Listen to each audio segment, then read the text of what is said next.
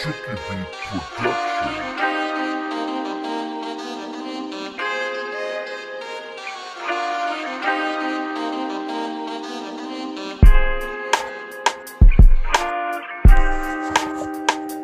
Hello, and welcome to another edition of CG Radio, everybody. I am your host, Cable Guy. How is everybody today out there in Radio Land? I am well, as I hope you are. Now, as I promised a few interviews back, he is back once again for the follow-up. So, without further ado, I give you the ECW original, Raven!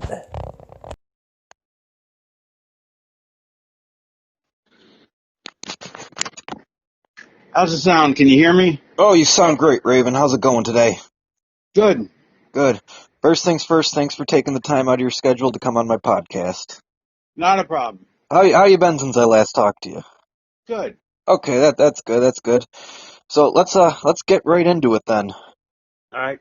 All right. So, in doing my research, I've been listening to your podcast, The Raven Effect, and two questions comes to mind. First things first, where do you come up with the ideas for the topics for each day's show that you do? I basically whatever tickles my fancy the day I'm putting the show together. Okay. And honestly, I don't put a lot of thought into it because it doesn't require a lot of thought. It's mindless entertainment, but there still has to be some amount of work put in because there has to be some. You have to put in some work to make it look as slapdash put together as we do. Right. But I don't put a lot of work into it. I just basically we call it in the ring, so to speak. Mm-hmm. I get a couple ideas that I want to talk about and a couple that we may get to. And then after that, we just, play it as it goes. Okay. So how did you come across the head transplant idea? I don't know. I read about it in Newser. In the news, I get a news feed called Newser. Okay. And it's, as my co-host says, it's not very legitimate, but it's legitimate enough. And they and so they talked about the head transplant, which the guy's supposed to do at some point with a real body, with two real people. Yeah. Well, he has done it with dead bodies, but Right. He's done it with monkeys, but he hasn't done it with two live people yet. Right. That sounds like a slippery slope. Well, I guess one person would have to be recently dead. Well, Would yeah. be the trick. Yeah. Yes. I could gather as much. So do you come up with your own?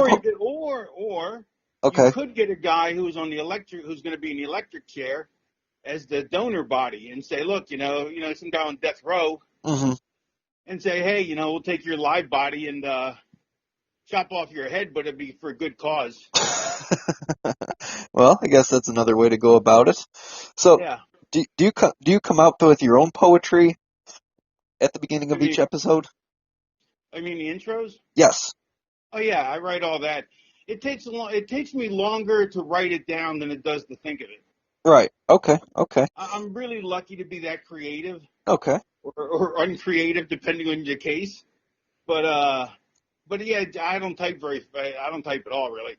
So I have to write it by hand. So, which is also why I try and write as fast as I can, which is why half the time I can't read my own handwriting because it's so chicken scratchy.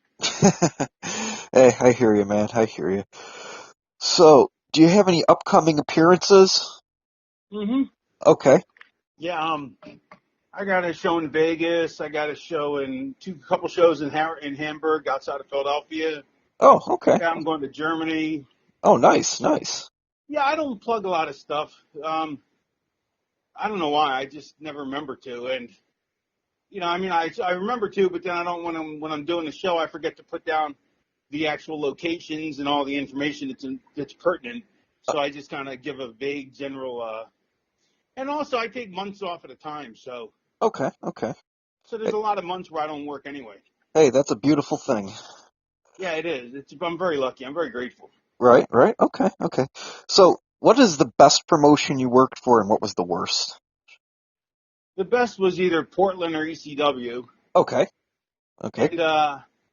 And I really enjoyed my first year at WCW. My second year, not as much. Mm-hmm. My first year, I really loved. The place I was unhappiest was WWF, though. Right. You're still persona non grata, Oh yeah, even more so now. right? Let me guess, they didn't even try to reach out to you for the 25th of anniversary of Oh, Raw. of course not. But I mean, I don't blame them. Well, it is what it is. So, Hmm. what can make wrestling great again? I don't know. I think I don't know if wrestling isn't great now or if it is. I don't watch the current product, so I don't know what it's. I mean, I have an idea what goes on, but Right. I'm doing cardio, so I'm a little out of breath while we're talking because I'm doing cardio. Oh, But okay. I'm trying to multitask. It's about the only thing I can do, two things at once. Okay. Hey, nothing wrong with that. And I don't know. I mean, you have to. Heels need to get heat. Baby faces need to be made to look like stars. Okay. People need to be current and trendy. They Okay. need to look like people. They have to be. It's all about characters and stories. I mean, if you have clever storylines and you have great characters, you're going to draw. Yeah. Well, if I'm sure you remember in the days of old, like anytime WCW would come to town, like you or Goldberg, or the time that Sting came out of the ceiling, they got a pop, like a big pop. And it's like I went to go see a SmackDown maybe about 2 years ago, and there was guys like Rhino was there from ECW, Cena was like the whole crew was there, but it's just like the upper part of the by the nosebleeds. Back in the day, those were chock full, and they were empty. It's Yeah, but the business goes in cycles, though. I mean, they don't have the cycles are because of the creative people behind it. hmm Um, but I mean, there's been plenty of times where the business was down and then up and down and up. You hmm can't pin it on any one thing, you right, know. right. Okay. But if you're going to look for anything, if you feel you have a problem, it's characters and stories. Right, right. Stars need to be made to be stars. They have to be somebody that the fans can want to. If they're female fans have to either want to sleep with you. Okay, If you're a baby face, okay, and if you're a guy, you want them to be your best friend. okay, And for heels, you want to hate them. okay. But Right, if you don't hate them and you only dislike them, that's not enough to draw money. And if you only like somebody but don't love them, it's not enough to draw money. You have to love people or hate people. right. Okay, right. I get it. I get it. So, what is your best anecdotal evidence of the greatest rib ever played? I don't know what the greatest river ever played is. Okay. Well, what is one that you witnessed? I mean, I've witnessed a lot of, minor ribs. I mean, I'm not one for ribbing people, so, because I don't want to be ribbed in return. So Right. I hear you. the best rib I ever heard of was, I wasn't party to it, but hmm was, let me think. The, yeah, I can't even tell the story right because I can't remember who the particulars were. But basically, long story short, hmm in the Memphis territory, they used to, who was it? I think it was the Fargo brothers, or no, it was, man, this is going to suck because I can't remember who the stew was, but suffice to say is they pick up a hitchhiker, hmm and so they let the hitchhiker sit up front. Then the two guys, the workers would get in an argument. They'd pull the car over to get into a fight. One guy pulls a gun out, shoots the other guy, hmm and then they jumps back in the car and drives away. And now the guy in the passenger seat, the hitchhiker, is shitting his pants Jeez. because he thinks the guy's dead. Yeah. But in the meantime, the guy got in and just stood up on the side of the road once the car was gone and waved down one of the other boys that was driving back, jumped in Oh. the car with them. So now they go to a bar and man, I forget who it was. Ah, damn it. But anyway, you go to a bar and so the driver's telling the hitchhiker, if you tell anybody this story, I'll kill you. Hitchhiker's shitting his pants. Oh man. And then the other guy comes walking in behind him and goes, hey, how's it going? And the guy almost has a heart attack. Wow. Yeah, and it's even better if you know who the names were, but now for the life of me, I can't think of who they were. Oh man.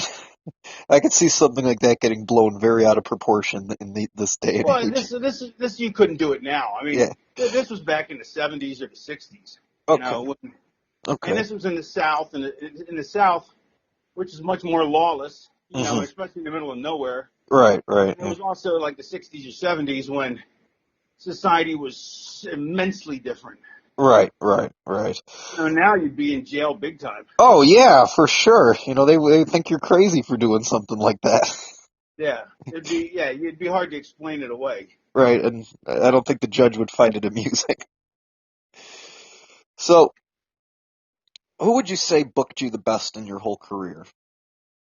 Paulie, Paul Heyman? Okay. yeah.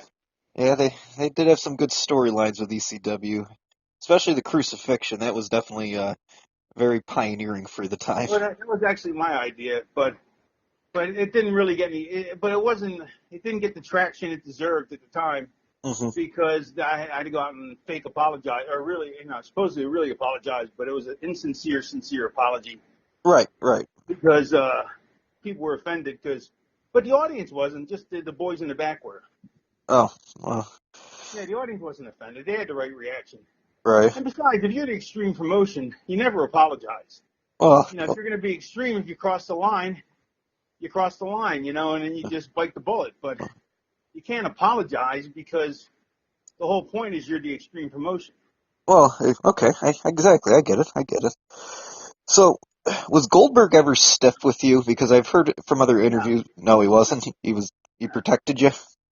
no. I mean, he wasn't a good worker. So I mean, it wasn't like he was trying to hurt me, and he wasn't trying to not hurt me. I mean, he was trying not to hurt me. I mean, Okay. but he didn't. I don't recall him actually hurt me. Right. Okay. He may have been snug, but that's it's probably the price of working with guys who are green. Right. So now, in other interviews I've listened to from you, you advocate therapy. And how did it help you conquer depression? It's not that I had depression. It's Hmm. I had emotional issues like insecurity, lack of self-worth. I was lucky. I really didn't get depressed very much. Almost rarely ever. Hmm. Because my default programming is happy. Okay. Even if I was sad underneath, I was still happy on the surface, Okay. which really is all that's the conscious mind is what you deal with. So Okay. even if I was subconsciously causing me to behave in fashion that wouldn't be in my best interest Hmm. on the surface, I felt happy. So for the most part, Okay. but I had so many issues of self-worth, lack of self-worth, and low self-esteem. And therapy teaches you, to get past it, Right. No, I've deal done. with it, and get past it. I think everybody should have therapy. Oh, I've done it when times were hard in my life, and it helped me get through that. So that's why I brought it up. Good, So, good so for you. yeah. So now, last but finally not least, okay, and this question really only applies to the flock members who could actually travel. Not to put anybody out there or anything, but what would be the possibility of some sort of a flock reunion? They do them every so often. I mean, there's so many people that would be considered flock members, but the ones that people usually associate with flock reunions are the WCW group, the original WCW group of me, Lodi, Saturn, Sick Boy, Kidman, Mm, Ron Reese. Well, not Ron Reese yet. mm, Not even, more so me, Kidman, me, Saturn, Lodi, Kidman, Sick Boy, and somebody else. I'm forgetting. On Oh, Riggs. Riggs, yeah, Riggs. Yeah, that's usually what they consider the when they have flock reunions. Okay. Nothing against Ron Reese or Horace, but they came later. Right. And Ron Reese is also he's so far removed from the business, from what I understand. Like he doesn't even do personal appearances. I don't think so. Oh, really? It, Yeah, it, from what I mean, maybe he does. I don't Lo- know, but Lodi's still at it? Still yeah, doing it? Lodi. Well, he's had his third neck surgery, Oh, okay. so he may not be at it much longer. But Right. Well, still, he had a longer career than a lot of other people, yeah, all things considered. So, okay, so we've gone over quite a bit, and unfortunately, we're all out of time. So, Raven, we'd love to have you on for the follow-up, and sure. we're gonna delve even deeper into this, man. All right. If you Uh, want to ask me one more question, go ahead. uh, what any upcoming guests for the Raven Effect? I'm trying to keep it free from guests, more or less, Okay. because I just like the chemistry with me and Busby. Right, So I try not to add guests anymore because I find that it kind of breaks our rhythm. right. Hey, I But like. by the same token, Yeah, people like to see guests. But then again, every show does guests, yeah. So it's Well, like I don't want to be like every other show, right, If they want to see any guests that I'm going to get, Jericho's probably already got them. right, And there's only 75 minutes that we're doing. We do right, an hour and 15 minutes. So it seems like a long time, but it flies by so fast. right. Well, I think Busby's hilarious. Yeah, I do too. So there you go. So, all right, man. We'll talk to you real soon. All right, man. Thank you. All right, man. Bye bye. All right, and there you have it, everybody. Raven. He's got a lot going on with his podcast and his appearances here and there. So if you have time throughout your day, give the Raven Effect a listen. It's on Podcast One, along with various other platforms, so it's not too hard to find. So this is Cable Guy, everybody, signing off. Let's all be nice to each other. I'll see you next time. This is a Chicky Beat production.